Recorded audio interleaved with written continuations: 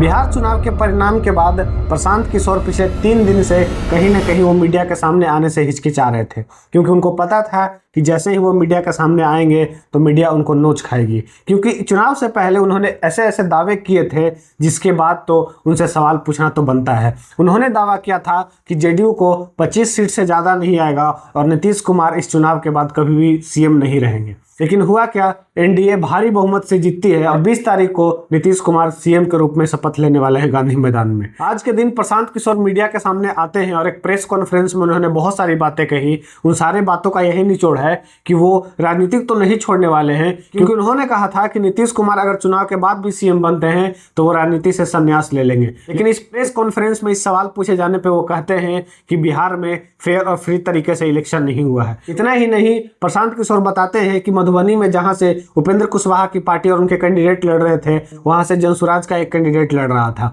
जहां पे उपेंद्र कुशवाहा का पार्टी को कोई जानता तक नहीं है, उसके चुनाव चिन्ह के विषय में तक नहीं जानता है, उसके कैंडिडेट को 1 लाख वोट कैसे आ जाता है, वहीं पे उनका जो पार्टी है जो पिछले 3 साल से काम कर रहे हैं वो हार कैसे जाते हैं। ऐसे ऐसे सवालों का, बहुत सारे सवालों का वो जवाब देते हैं। आप चाहे तो उनका प्रेस कॉन्फ्रेंस पूरा देख सकते हैं। इतना ही नहीं, प्रशांत किशोर ने कहा है कि 10,000 देकर महिलाओं का वोट खरीदा गया है और सरकार आगे भी 1,90,000 रुपए देने वाली है। अगर वो दे पाती है तो अपना राजनीतिक करियर से वो संन्यास ले लेंगे, और सरकार नहीं दे पाती है तो सारे लोगों के साथ सरकार का घेराव करेंगे और उनसे सवाल पूछेंगे कि जो 1,90,000 देने का जो वादा किया है उसका क्या हुआ।